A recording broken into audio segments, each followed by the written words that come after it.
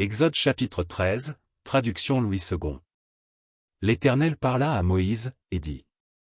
Consacre-moi tout premier-né parmi les enfants d'Israël, tant des hommes que des animaux, il m'appartient. Moïse dit au peuple, souvenez-vous de ce jour, où vous êtes sortis d'Égypte, de la maison de servitude, car c'est par sa main puissante que l'Éternel vous en a fait sortir. On ne mangera point de pain levé. Vous sortez aujourd'hui, dans le mois des épis. Quand l'Éternel t'aura fait entrer dans le pays des Cananéens, des Héthiens, des Amoréens, des Éviens et des Jébusiens, qu'il a juré à tes pères de te donner, pays où coule le lait et le miel, tu rendras ce culte à l'Éternel dans ce même mois.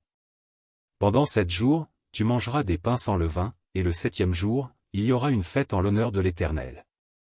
On mangera des pains sans levain pendant les 7 jours, on ne verra point chez toi de pain levé, et l'on ne verra point chez toi de levain, dans toute l'étendue de ton pays. Tu diras alors à ton fils, c'est en mémoire de ce que l'Éternel a fait pour moi, lorsque je suis sorti d'Égypte. Ce sera pour toi comme un signe sur ta main et comme un souvenir entre tes yeux, afin que la loi de l'Éternel soit dans ta bouche, car c'est par sa main puissante que l'Éternel t'a fait sortir d'Égypte. Tu observeras cette ordonnance au temps fixé d'année en année. Quand l'Éternel t'aura fait entrer dans le pays des Cananéens, comme il l'a juré à toi et à tes pères, et qu'il te l'aura donné. Tu consacreras à l'Éternel tout premier-né, même tout premier-né des animaux que tu auras, les mâles appartiennent à l'Éternel. Tu rachèteras avec un agneau tout premier-né de l'âne, et, si tu ne le rachètes pas, tu lui briseras la nuque. Tu rachèteras aussi tout premier-né de l'homme parmi tes fils. Et lorsque ton fils te demandera un jour, que signifie cela? Tu lui répondras, par sa main puissante, l'Éternel nous a fait sortir d'Égypte, de la maison de servitude. Et, comme Pharaon s'obstinait à ne point nous laisser aller, l'Éternel fit mourir tous les premiers-nés dans le pays d'Égypte, depuis les premiers-nés des hommes jusqu'aux premiers-nés des animaux. Voilà pourquoi j'offre en sacrifice à l'Éternel tout premier-né des mâles, et je rachète tout premier-né de mes fils.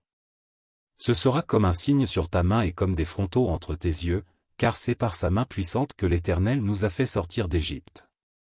Lorsque Pharaon laissa aller le peuple, Dieu ne le conduisit point par le chemin du pays des Philistins, quoique le plus proche, car Dieu dit, le peuple pourrait se repentir en voyant la guerre, et retourner en Égypte.